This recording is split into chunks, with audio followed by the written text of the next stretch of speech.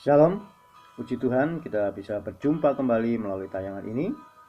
Saya diingatkan Tuhan beberapa waktu yang lalu, di mana saya mengalami 4 hari, ya, tidak bisa makan, tidak bisa tidur, ya, badan panas tinggi, kepala nut-nut, gusi bengkak semua. Wah, ini sangat menyiksa sekali ya.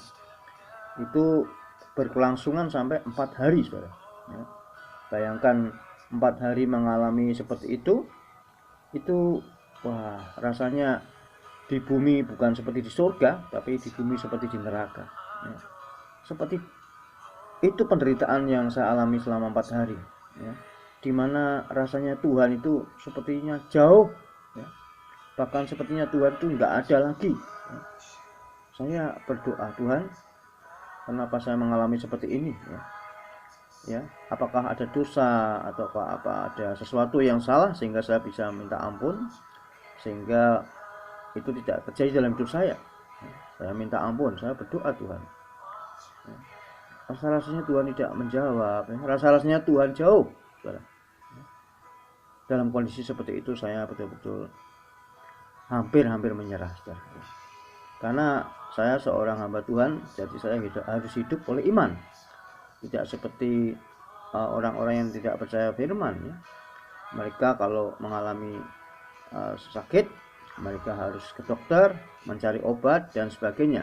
Ya itu tidak salah, itu sesuai dengan iman mereka ya. Tapi saya sebagai hamba Tuhan tidak bisa seperti itu. Karena saya sebagai hamba Tuhan harus percaya kepada kata firman. Nah, itu yang saya lakukan yaitu bertahan di dalam iman. Saya tidak minum obat, saya tidak mencari pertolongan dokter dan sebagainya, karena saya hanya percaya kepada firman. Itu hamba Tuhan. Di dalam Matius 8 ayat 17 di sana sudah disebutkan bahwa sakit penyakit dan kelemahan kita sudah ditanggung oleh Tuhan Yesus di kayu salib. Dan dalam 1 Petrus 2 ayat 24 dikatakan oleh bilur-bilurnya kamu sudah sembuh. Nah, itu yang saya perbuat adalah bertahan di dalam iman selama 4 hari.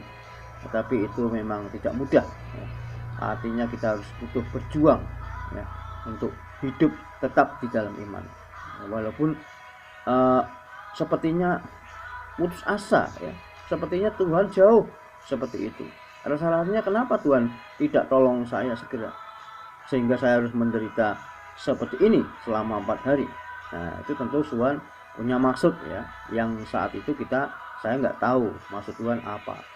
Tetapi bagi orang yang percaya seharusnya kita mengetahui bahwa Tuhan selalu punya maksud yang baik di balik apa kejadian yang kita alami, seperti yang saya alami juga. Sehingga memang saya dalam kondisi itu seperti bingung, kenapa kok Tuhan tidak tolong-tolong ya, kenapa kok Tuhan tidak menggenapi firman-Nya sampai saya harus menderita seperti ini selama lebih kurang 4 hari, tidak bisa makan, tidak bisa tidur, panas badan tinggi, gusi bengkak semua, bahkan kekuatan saya itu hilang ya.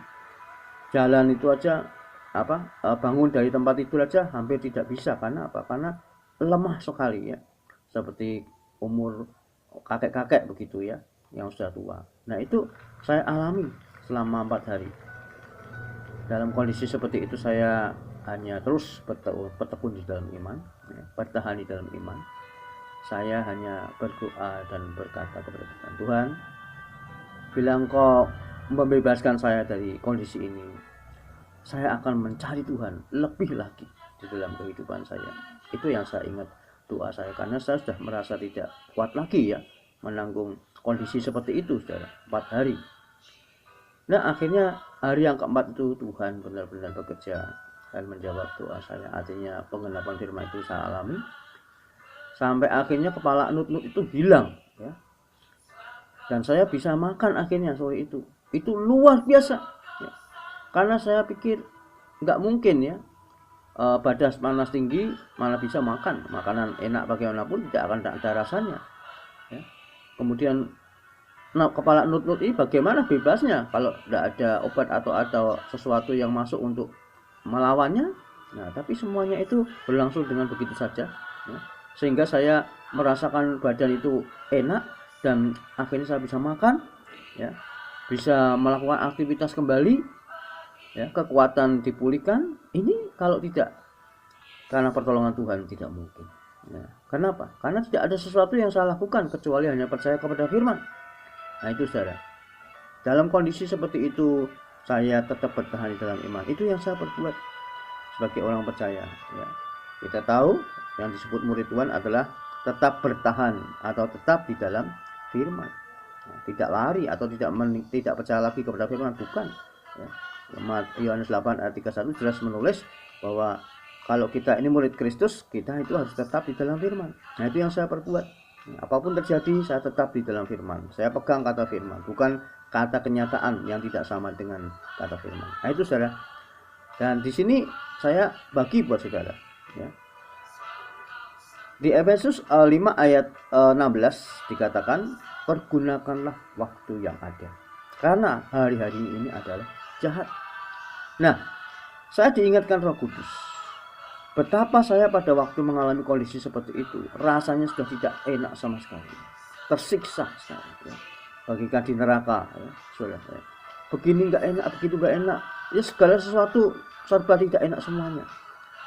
Apalagi mau mencari Tuhan, berdoa dan sebagainya, membaca firman, tidak bisa, saudara, karena rasanya sudah tidak enak semua badannya. Ya. Nah, waktu itu sangat berharga. Tuhan ingatkan. Sekarang saya bersyukur ya. Kalau bisa makan semuanya serba enak karena badan sehat ya. Sehingga makan walaupun dengan sambal dan hanya udang goreng itu enak sekali saudara ya. Kenapa? Karena badan sehat. Jadi betapa berharganya waktu saudara ya. Saat itu saya diingatkan Roh Kudus ayat itu dan saya bersyukur ya. Sekarang dalam kondisi yang Tuhan beri kepada saya kesehatan ini, saya gunakan ya, setiap hari mencari Tuhan dengan lewat membaca Alkitab, berdoa, membagi firman di seluruh dunia. Itu semua upaya-upaya saya mencari Tuhan. Dan bahkan saya harus belajar untuk terus mempraktikkan firman Tuhan setiap apa kata firman Tuhan perintahkan dalam hidup saya. Itu adalah upaya-upaya mencari Tuhan.